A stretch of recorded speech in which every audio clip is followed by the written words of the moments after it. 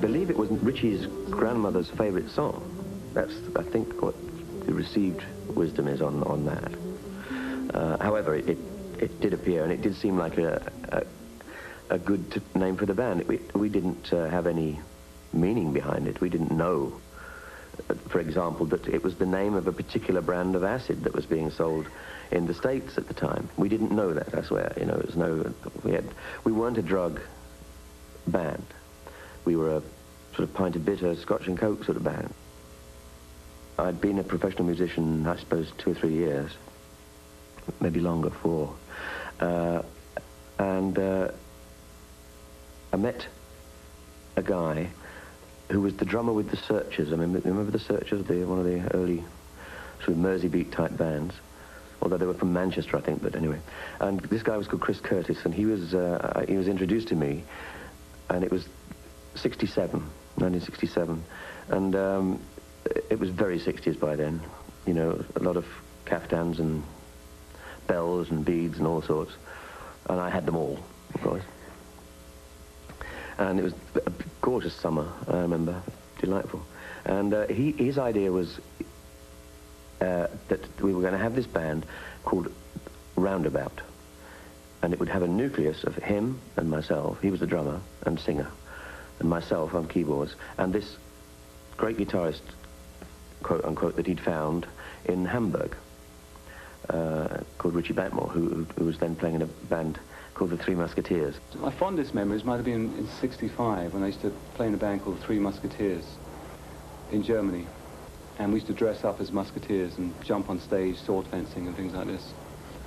That was a very good band, but we didn't really do much work. I think we worked once a year. So. Then Chris Curtis disappeared. No one at the time knew where he'd gone. I mean, I think certain substances might have had something to do with it, you know, like LSD and all these wonderful things that were available in the 60s. And I thought, oh, well, that was that. You know, it was nice while it lasted, blah, blah, carry on, trying to earn my living as a session musician. I then got a telegram from this guy, Tony Edwards. If you're still interested in forming a band, would still be interested in backing said band, please call, whatever. I mean, I thought, thank you, you know. So I called him, and he had no idea at all of what he wanted, only that he wanted to do it. And he called Richie, and Richie came over in the December of '67. We certainly hit it off musically straight away. You know, I remember he had an acoustic guitar, which he played me some ideas that he'd had, and I had this little tiny electric piano, and I joined in, and we messed around for several hours, wrote 2 or 3 numbers which actually ended up on the first album that we did, and decided that, yes, we would do it. But we had a bass player called Nick Simper, who had been playing in the band that I was playing in at the time, which was the backing band for the Flower Pot Men. I was in a band, we were playing in Hamburg, at a 3-week crazy stint at the Star Club there. And Richie at that time was living in Hamburg. He obviously liked the way I played. He came and said, you know, nice work. And then, you know, we finished the job. He was still living in Hamburg. I went back to England with my band. And about a year after that, the singer in my band, who was Rod Evans, applied for the singing job in this new band, which was to become Deep Purple. And Richie remembered me from the year ago in Hamburg and said, you still got the drummer? And I said, yeah, so bring him along. The Purple sound was at the very beginning, and still is, a combination of Richie's guitar work and John's keyboard work with Ian's drumming feel. I mean, you can always tell that it's Pacey on drums, which is very unusual because drummers don't usually have a feel, with the exception of that's theirs. And Ian very much has a sound that's his, and of course Richie, as we all know, has a sound that's his. And the combination of Richie's sound and John's organ, with the rhythm being kept by Ian, is the Deep Purple sound. Rod Evans, it was a little bit Tom Jones, a little bit Engelbert Humperdinck, you know. But we beat him into shape, and that was and there we had our first band. Joe South wrote Hush, but there was I think a guy called Billy Joe Royal had the hit in the States with Hush, a minor hit, and it was being played in a lot of the dance clubs and disco type things in England, and we'd heard it and liked it, and so we did a version of it, which had that sort of long organ solo in it, and to our astonishment, it went in top 10 in the States.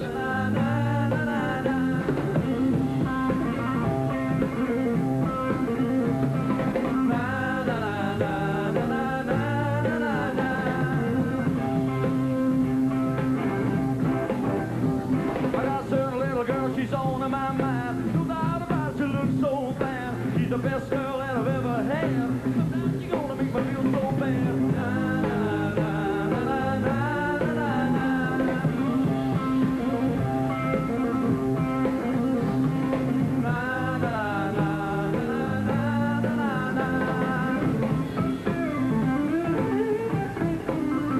Listen, hush, hush. I thought I heard her calling my name. Now hush, hush. She broke my heart, but I love just say now hush, hush. Thought I heard her calling my name. Now hush, hush. I need her loving and I'm not to blame now. Oh, in the morning.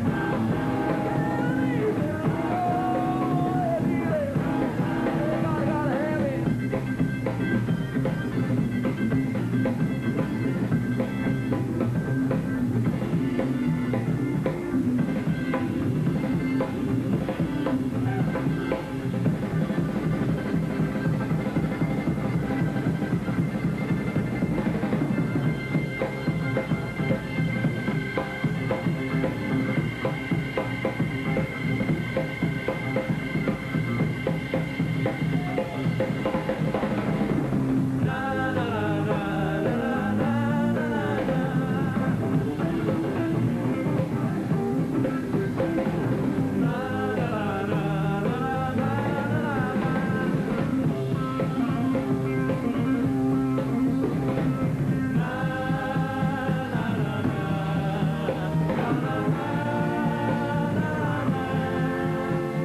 It happened so quick.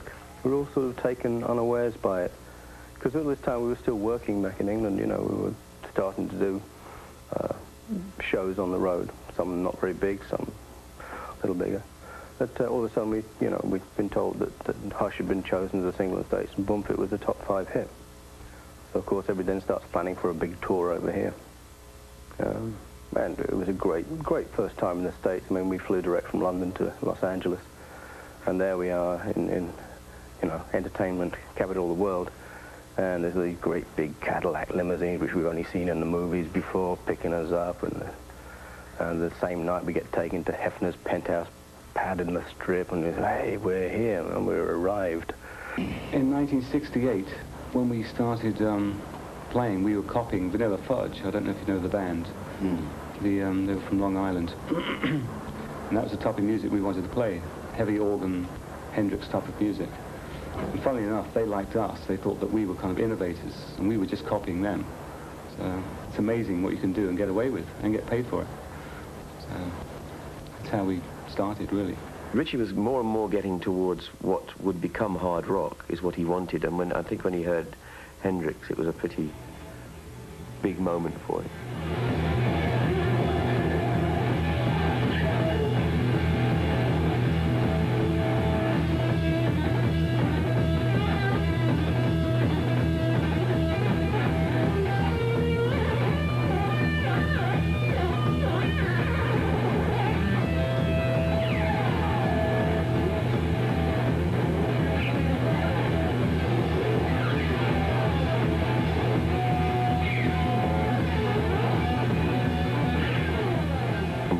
Started to move towards more what Richie saw.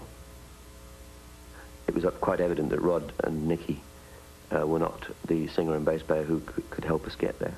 Ian Gillan and I were in a band called Episode 6. He'd been in the band since '65. And '69 came around, and we had a couple of different drummers. One of them was a guy called Mick Underwood.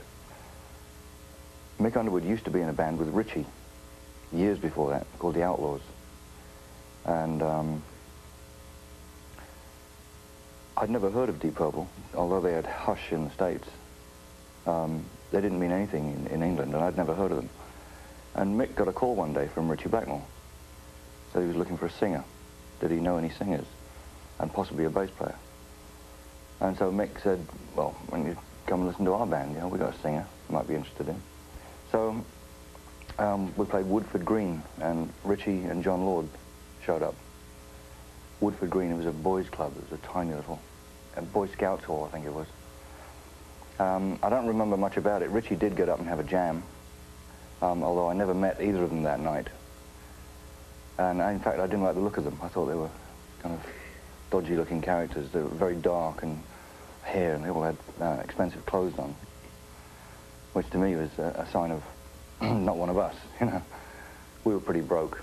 The upshot of it was that they offered Ian the gig, and it caused pandemonium in our camp, in the Episode 6 camp, so we're losing our lead singer. About 2 weeks later, Ian called me up. Now, I'd been songwriting for years. I've always been a songwriter. And I'd got Ian to join me in songwriting, so we became a partnership for the last 18 months to 2 years of Episode 6's life. And he called me up and said, listen, we got some songs. Deep Purple needs songs. I'm going to go down to John Lord's flat to play him some songs. Do you want to come along? I said, yeah, okay. Got my guitar. We started writing in Hanwell Community Centre outside London. It was a big empty gymnasium, horrible sound, horrible echo. I remember the first rehearsal we did, Ritchie started playing Jimi Hendrix's Let Me Stand Next to Your Fire. And he said, wouldn't it be good if we had a riff that was short and had words in between like that? And I just started playing the first thing came into my head, and it turned out to be what ended up as Speed King.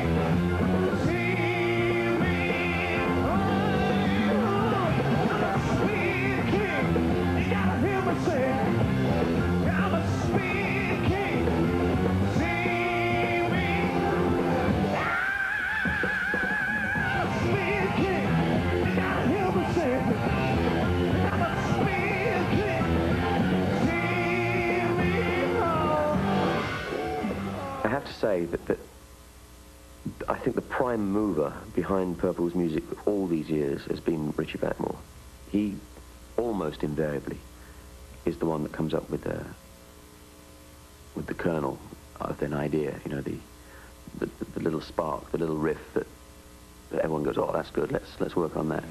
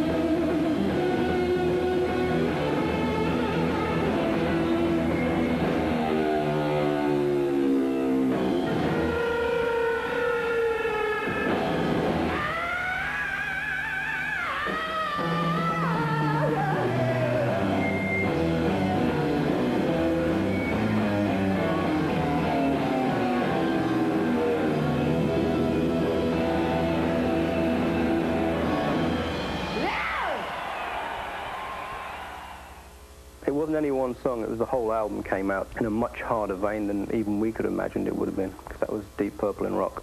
Every track on that album is a powerful statement about one thing or another, whether it had been a lyrical statement, anti-drugs, or whether it had been a musical statement with the virtuosity in the band.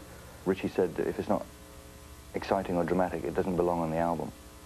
And this was also, we were doing gigs at the time, but it wasn't like now where you go in a studio and you do an album. In those days, you go and do a couple of days in the studio and then go out and on the road for a couple of days and mix and match all the time. And that's kind of good in a way, because it keeps you fresh. And I think that's what makes In Rock such an uncompromising album.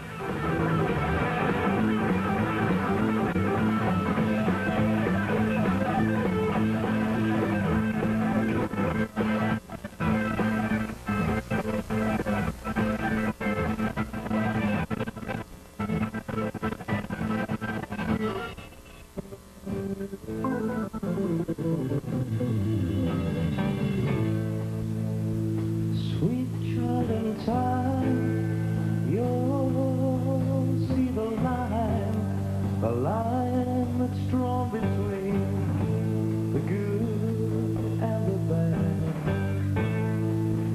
See the blind man, yeah, he is shooting at the world, bullets flying, oh, they're taking toll.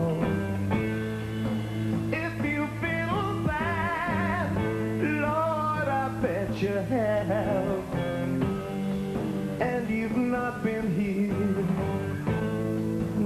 hit by flying lead. You better close your eyes, you better bow your head. Wait for the ricochet.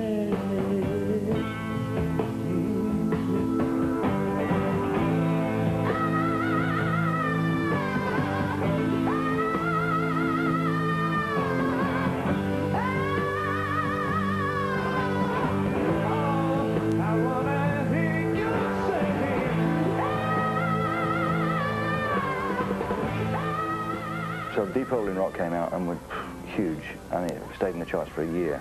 Right. And we toured in the wake of that pretty extensively around Europe. It didn't happen in America. So we kind of forgot America for a while and concentrated on Europe. And then we did the follow-up album, Fireball. As an album, it didn't do anything like what Deep Purple in Rock had done. In fact, I remember going to Germany once, and they had expected it to be gold by the time we got there, and it wasn't. But they had all the presentation and the party all lined up, so they decided to go ahead with that anyway, and presented us with half a gold record, actually cut down the middle. I mean, we didn't know whether to laugh or whether to be insulted and walk away. There once was a woman, a green kind of woman, trying to get to rhythm down in history. Her name was Nancy, her face was just a fancy. She left the trail of happiness and misery. Everybody loved her. She loved everyone and gave a good return. I tried to take her, I even tried to break her. Said I ain't for taking, won't you ever look? I want you, I need you, I gotta hear you. I spent my money and I took my turn. I want you, I need you, I gotta be near you. Oh, got a strange kind of woman, yeah. Well, she finally said she loved me. I went in a hurry. No more color than I close right. I'm dreaming, I feel like screaming. Want my woman just before she died. I want you, I need you, I gotta be near you. I spent my money and I took my turn. I want you, I need you, I gotta be near you. Oh, had a strange kind of woman. She was so evil, can't believe it. All right.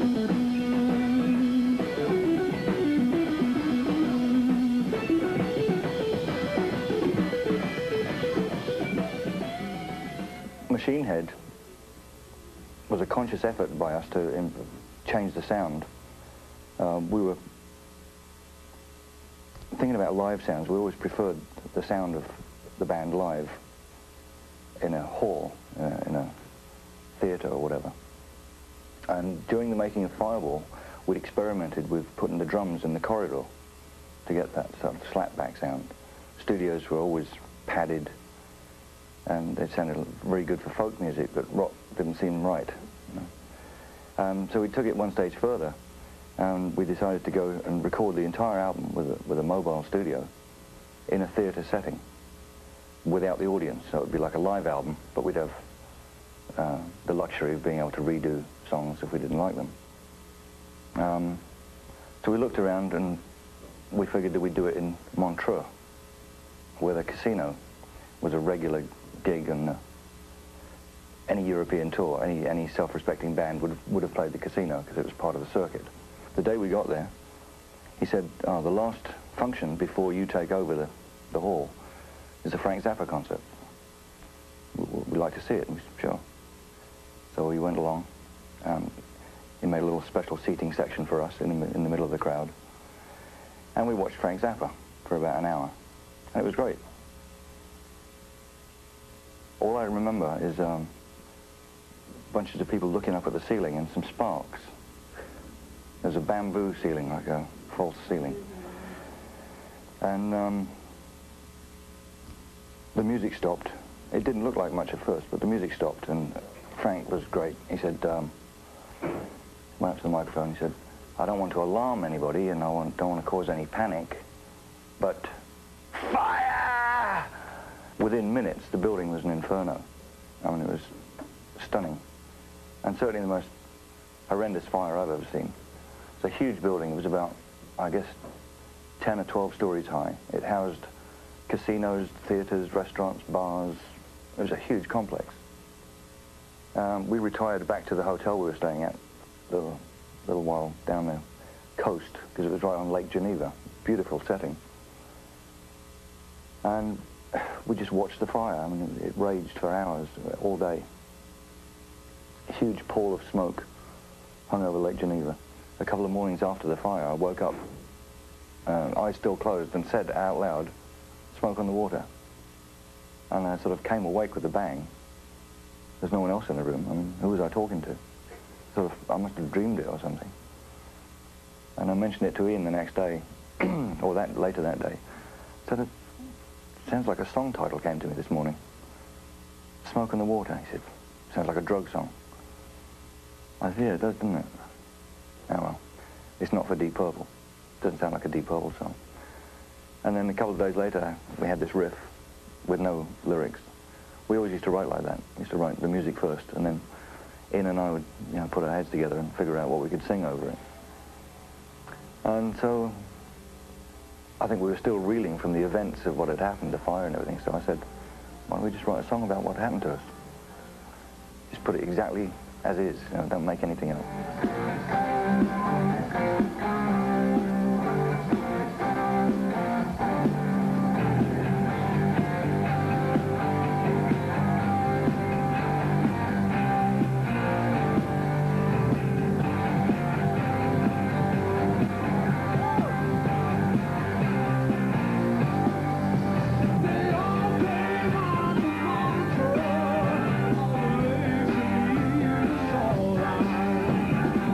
So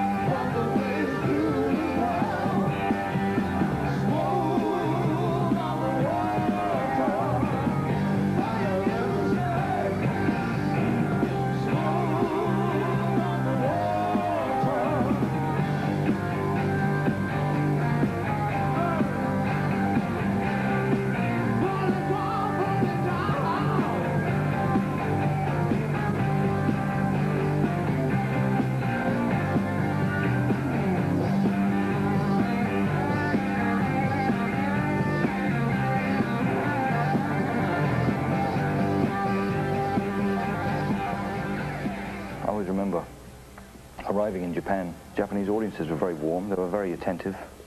They sat, arms folded, very neat. And they didn't say much during the songs, but they erupted at the end of songs, which is unlike European audiences and American audiences, which just, you know, yell and scream throughout the whole thing. They listened a lot.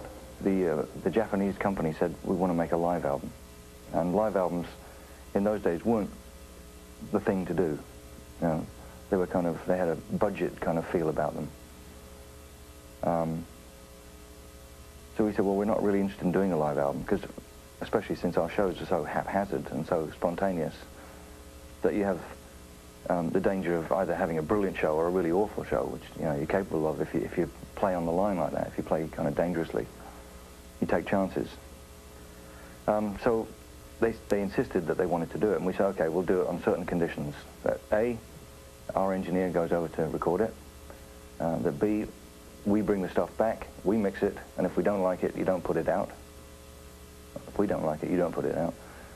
And C, it only comes out in Japan, doesn't come out anywhere else. And we recorded 3 concerts, 2 in Osaka and 1 in Tokyo. And most of the material from Made in Japan comes from the second night in Osaka. Because the first night, we were on stage like 4 puppets, you know, we're being recorded. Make sure I don't make any mistakes, you know. But by the second night, we'd kind of relaxed to it. And we got back to England, and a couple of weeks later got in the studio to listen to these tapes. And we were, I mean, just bowled over by how good they were. And that became Made in Japan. Well, I think that really is probably the most important album for us, because although the record company were loath to release it because they wanted the new studio album, we said, yeah, but you know, it's the Machine Head tour. It's going to be released right after Machine Head, otherwise it's going to be out of date. We kind of forced their hand on it, and they eventually released it. Happily for them, because it went platinum, and it dragged Machine Head up with it. That went platinum. Smoke in the Water, the live version of Smoke in the Water, is really what made Smoke in the Water happen. And to me, the essence of this band is live.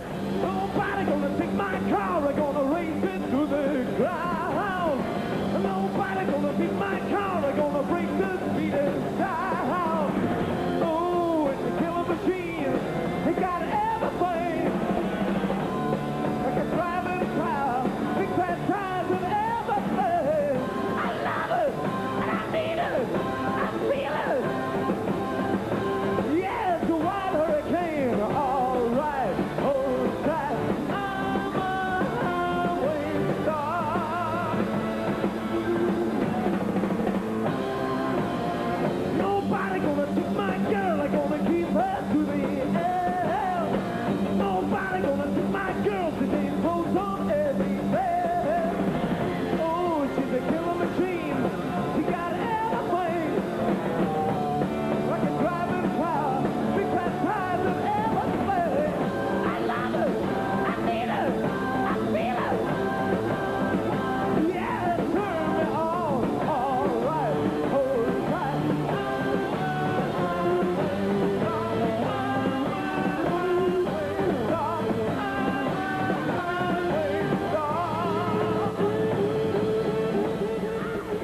My role was exactly what I wanted to be. I mean, I had no concept of being the drummer. I was the star in the middle of the stage, and Richie was the star on the left of the stage, and John was the star on the right of the stage.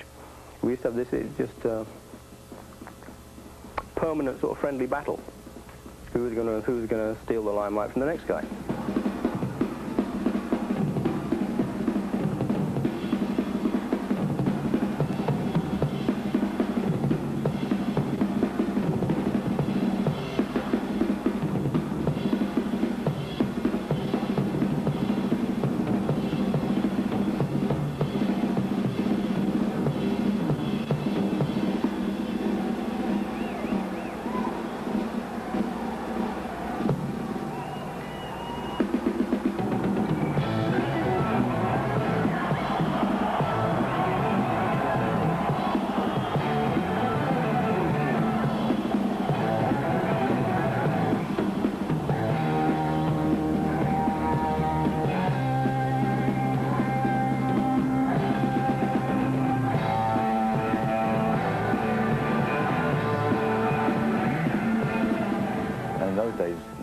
was everything on stage. I mean, songs would go on for half an hour. And it was a real battle royal. I mean, lots of tricks were pulled, you know, just to upstage some other member of the band. I had classical training for 1 year when I was 11, and I kind of studied Bach and all that stuff. And that's still there, a little bit. I don't like to get into it too much. It's a whole different way of playing. It's fingerstyle. And I don't play very much of that. I keep it to the plectrum style. I keep just inflections of classical music rather than really kind of hardcore classical.